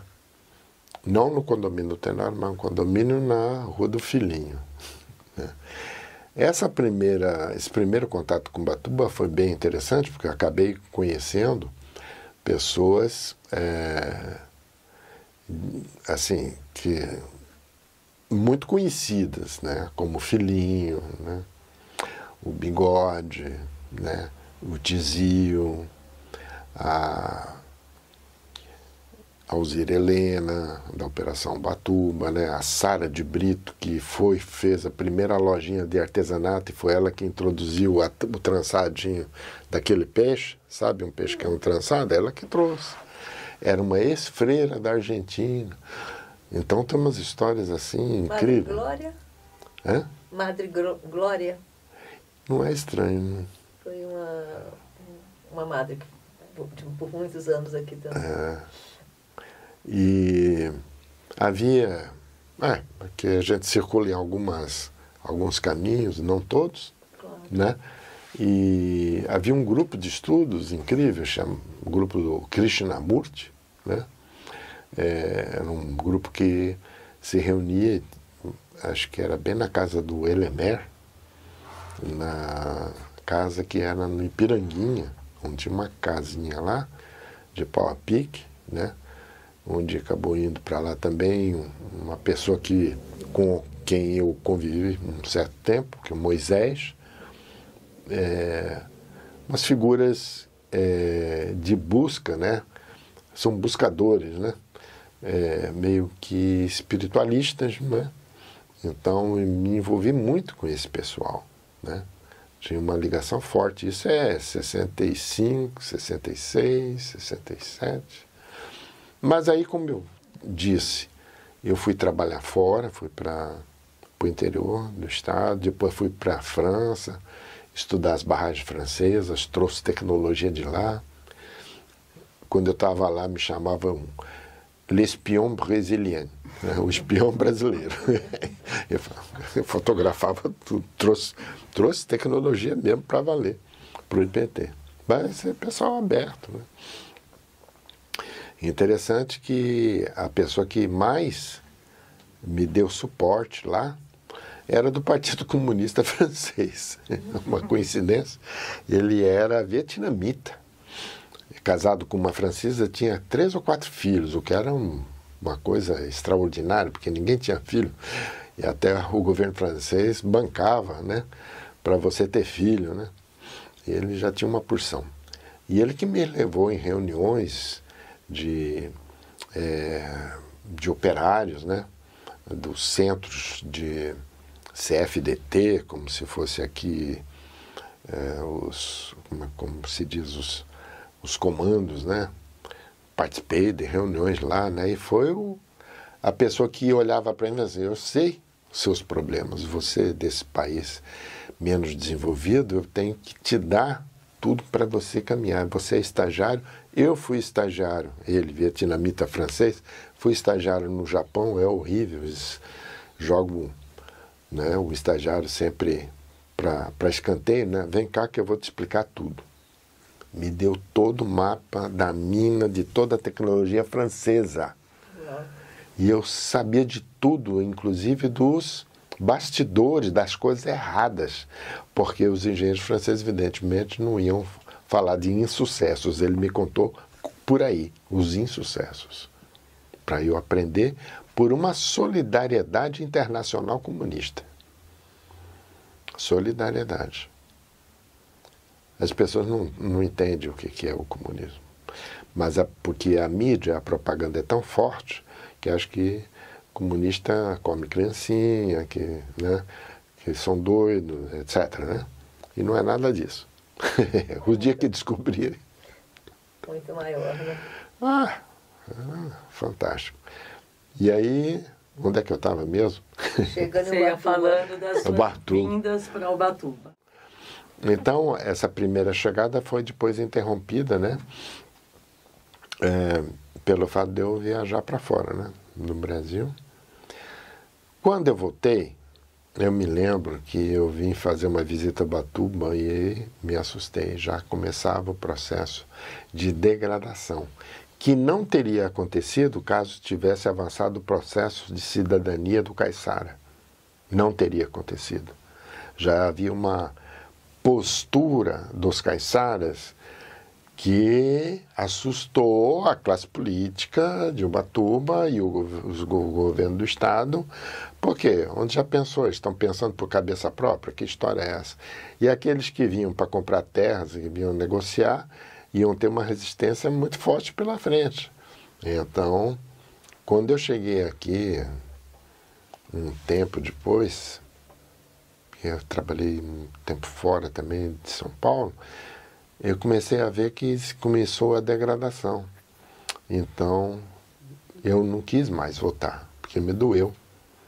Eu não quero ver Ubatuba sendo destruída, né? Então, não voltei.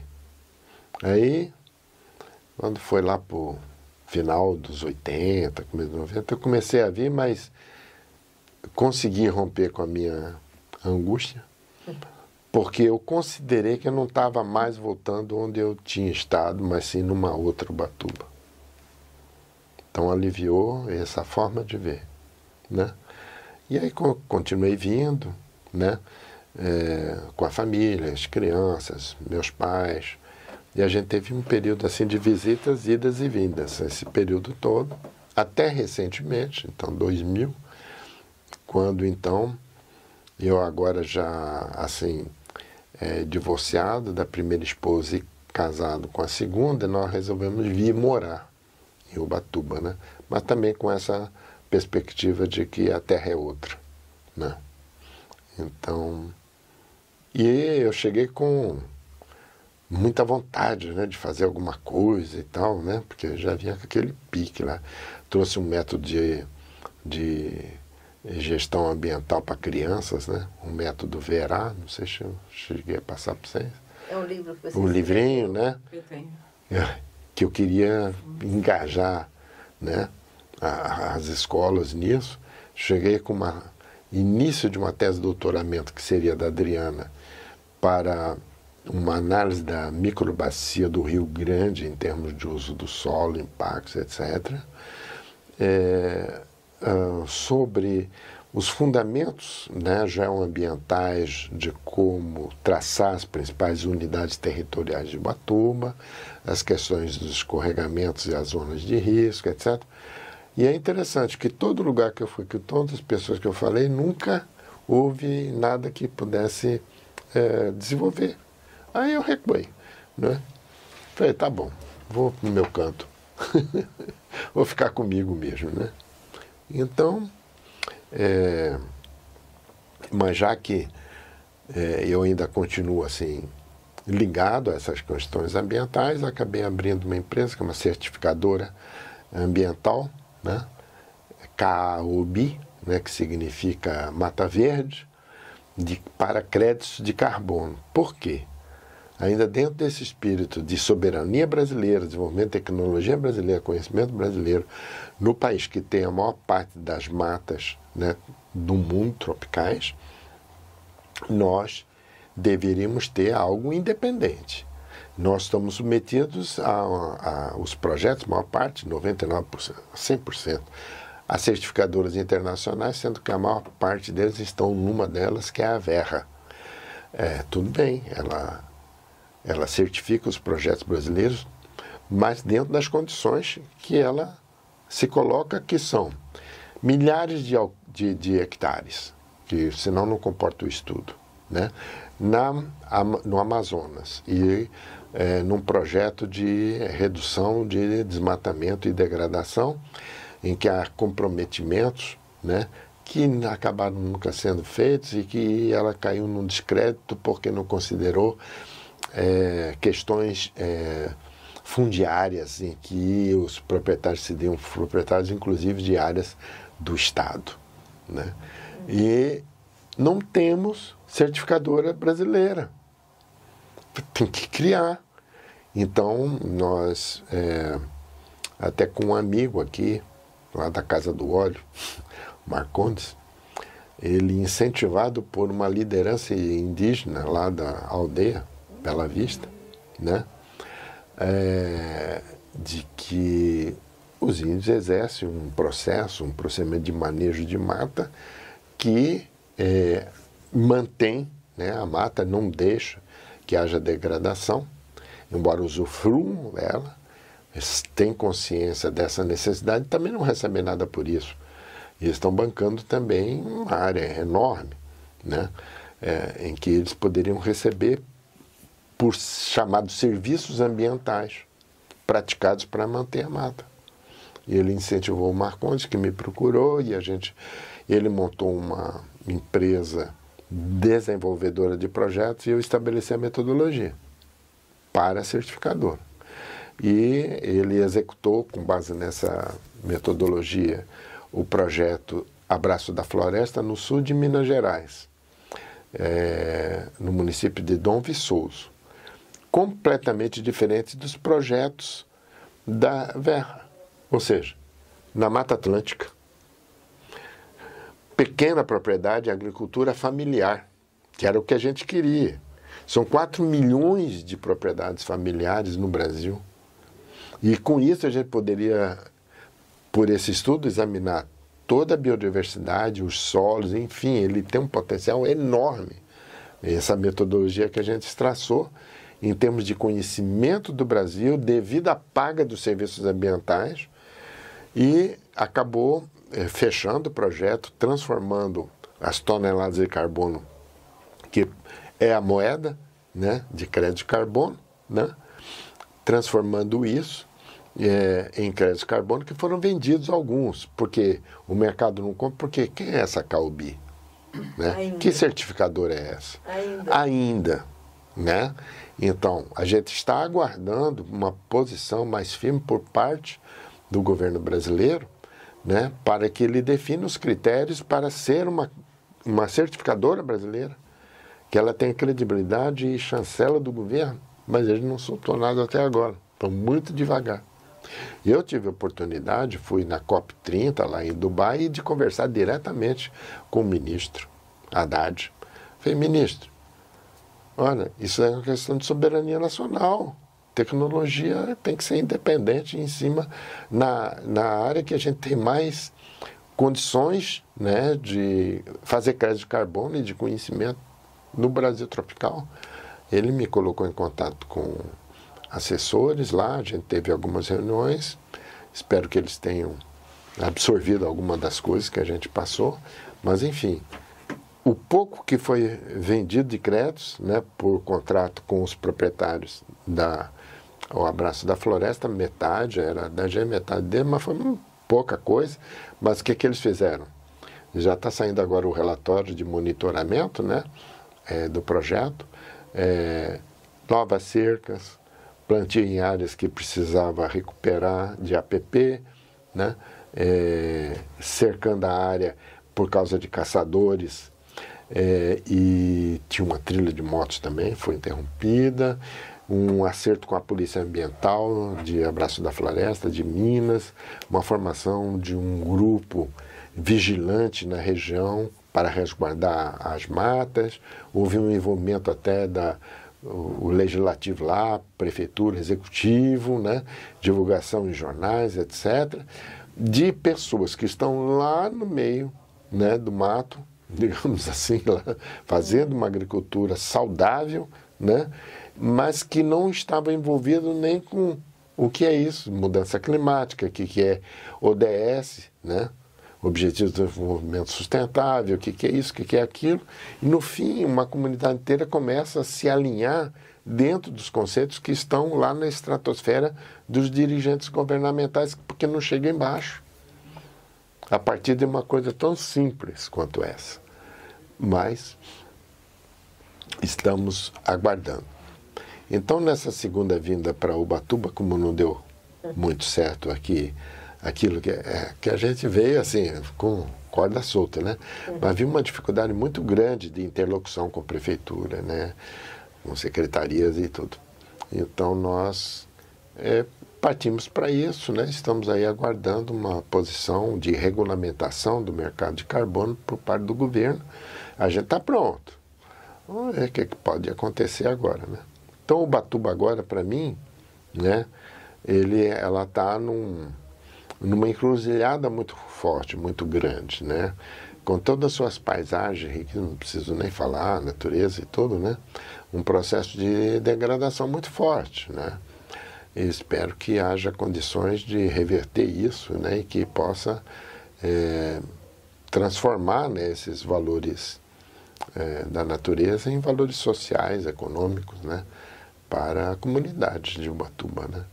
Que é uma luta que, do meu conhecimento, vem desde Titilo Matarazzo. Quando ele tentou fazer alguma coisa aqui, né, a mediocridade segurou, ainda bem que ele tinha recurso e condições e realizou o que ele tinha que fazer, mas não durou muito. Eu acho que está muito bem falado.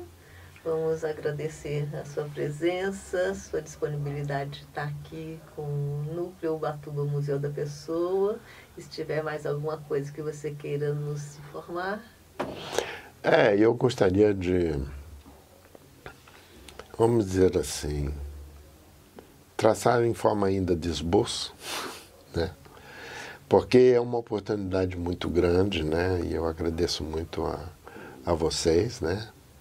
Thelma, Família, ao museu, de poder traduzir alguma coisa dessa vivência em algumas coisas que possam me indicar, né? De que o caminho que eu estou fazendo tem sido bom, né? Apesar dos trancos e barrancos, apesar dos erros, né? Mas existe um certo fio condutor, né? Então, aquilo que eu gostaria de expressar é que compartilhar, né? Que nós temos um fio condutor, né? Esse fio condutor desde o nascimento da gente. E eu estou com 80 anos, então não é possível que eu não possa tirar algum saldo disso, né? Esse fio condutor, ele tem vários aspectos, né? E não são só de luta, mas também de tendências ao erro, né? Tendências a sair fora do caminho também, que podem persistir, né? Ou se repetir e nos dão chance de perceber das formas meio que escondidas, subconscientes, provavelmente, que nos levam a cometer algumas coisas, alguns desatinos também, né? Aí não tem nem bom nem ruim, são forças que nos colocam para determinadas direções. e que a gente tem a oportunidade de avaliá-las e perceber, ao fim e ao cabo, quem somos nós, né?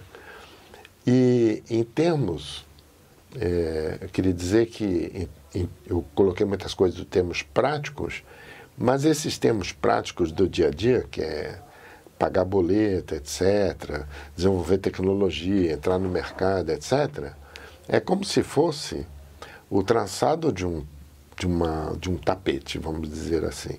No TA, nós temos aqueles fios, né, verticais, e a gente vai passando a agulha nos fios horizontais.